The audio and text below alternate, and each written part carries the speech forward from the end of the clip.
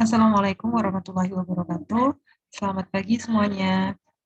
Bagaimana kabarnya hari ini? Semoga kalian dalam keadaan sehat dan dalam keadaan yang selalu semangat untuk belajar.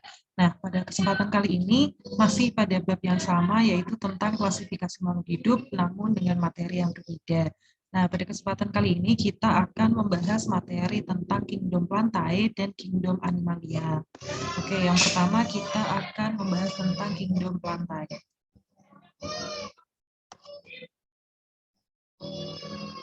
Nah, dalam kingdom Plantae atau kelompok tumbuh-tumbuhan ini dibagi menjadi 3, yaitu ada Birophyta atau lumut, kemudian ada Pterodophyta atau paku-pakuan, dan yang terakhir ada Spermatophyta, yaitu tumbuhan berbiji. Nah, pertama kita akan membahas tentang Birophyta atau lumut.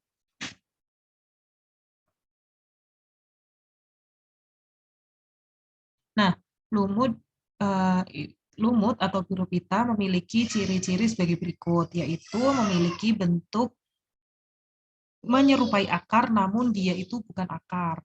Nah, kemudian tidak ditemukannya jaringan pembuluh, dan biasanya lumut ini tumbuh di daerah yang lembab atau yang basah. Nah, untuk daur hidupnya atau berkembang biaknya, itu lumut menggunakan cara seksual dan aseksual atau biasa disebut dengan metagenesis. Nah, selanjutnya yaitu kita akan membahas tentang Pterodophyta. Nah, atau paku-pakuan, di mana paku-pakuan ini memiliki ciri-ciri yang pertama termasuk dalam tumbuhan yang mempunyai batang, akar, dan daun sebenarnya. Nah, ciri khasnya untuk tumbuhan paku-pakuan ini atau Pterodophyta adalah daun muda. Ketika daunnya masih muda, biasanya dia itu akan menggulung.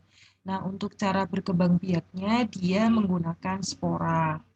Selanjutnya yaitu kelompok kingdom Plantae yang terakhir adalah Spermatophyta, di mana Spermatophyta atau tumbuhan berbiji itu dibagi lagi menjadi 2, yaitu ada Gymnospermae dan Angiospermae, di mana Gymnospermae ini memiliki ciri-ciri sebagai berikut. Yang pertama, bakal bijinya tidak terlindungi oleh daun buah, tetapi dia menempel pada buahnya.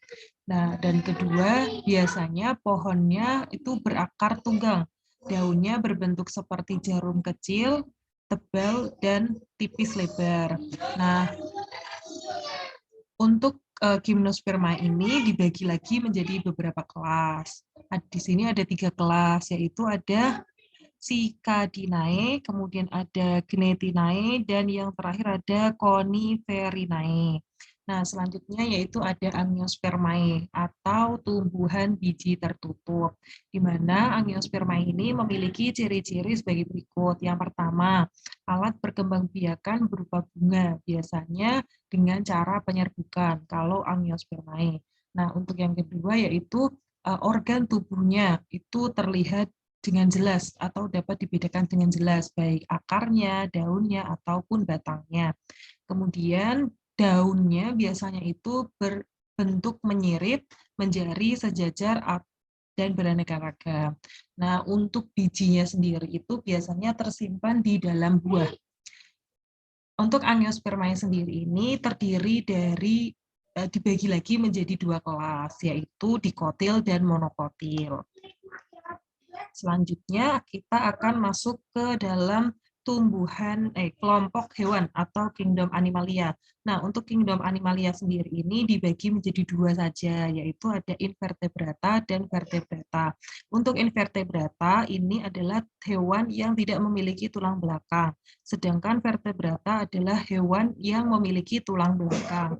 Nah, pada kelompok invertebrata ini dibagi lagi menjadi 8 kelompok, sedangkan untuk vertebrata dibagi menjadi 5 kelompok.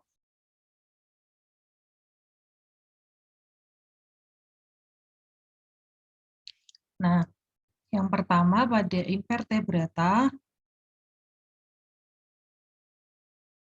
invertebrata yaitu ada kelas Porifera atau hewan berpori. Kemudian yang kedua ada filum Coelenterata atau hewan berungga. Nah, dua-duanya ini hampir memiliki ciri-ciri yang sama, yaitu bersifat heterotrof, kemudian hidupnya di air, dan reproduksinya secara seksual dan aseksual. Namun bedanya di sini adalah bentuk tubuhnya.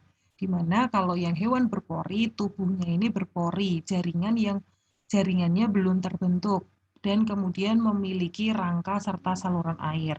Sedangkan untuk yang hewan berungga, di sini dia itu bentuk tubuhnya itu sudah terbentuk jaringan, berbentuknya polip atau medusa dengan tentakel, di mana tentakelnya ini digunakan untuk menangkap mangsa. Selanjutnya yaitu adalah filum Platyhelminthes atau cacing pipih. Kemudian ada Nematelminthes atau cacing benang. Nah, ini jenis cacing-cacingan. Sama, di sini juga hampir sama, mereka memiliki ciri-ciri yang hampir sama, yaitu hidup secara bebas dan menjadi parasit. Nah, kalau yang cacing pipih ini biasanya parasitnya itu pada hewan serta manusia. Nah, kalau yang di sini, untuk cacing benang biasanya itu mereka bersifat parasit pada manusia, hewan, dan tumbuhan.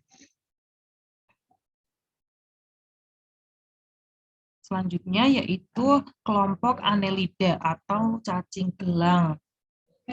Nah, cacing gelang ini tidak memiliki sistem respirasi, bersifat hematrodil atau gonokoris.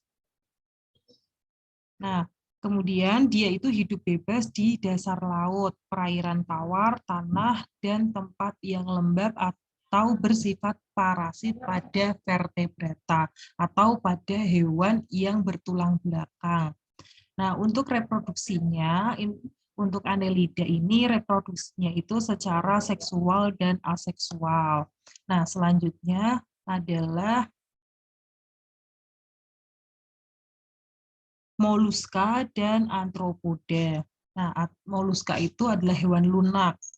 Kemudian antropoda ini adalah hewan kaki beruas. Nah, yang pertama kita akan membahas tentang moluska. Moluska ini tubuhnya sudah terdiri dari kaki, massa visceral, dan mantel. Biasanya.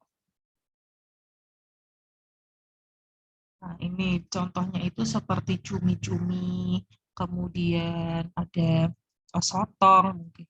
Nah, kemudian yang antropoda ini contohnya adalah udang. Ada udang, kemudian ada insekta, dan ini ada 4 kelompok.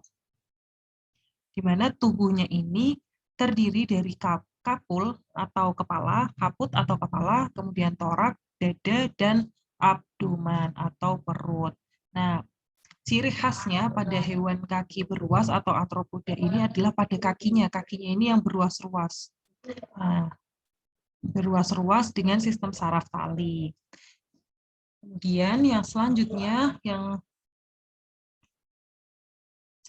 adalah Echinodermata atau hewan berkulit duri. Nah, hewan berkulit duri ini biasanya itu contohnya itu adalah bintang laut, kemudian ada babi laut. Ya.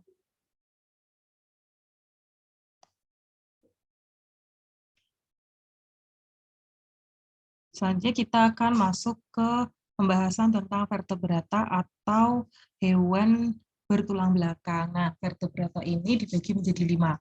Ada ikan atau pisces, kemudian ada amfibi, kemudian ada reptil, kemudian ada aves, dan yang terakhir ada mamalia. Yang pertama kita akan membahas tentang pisces. Nah, pisces ini adalah hewan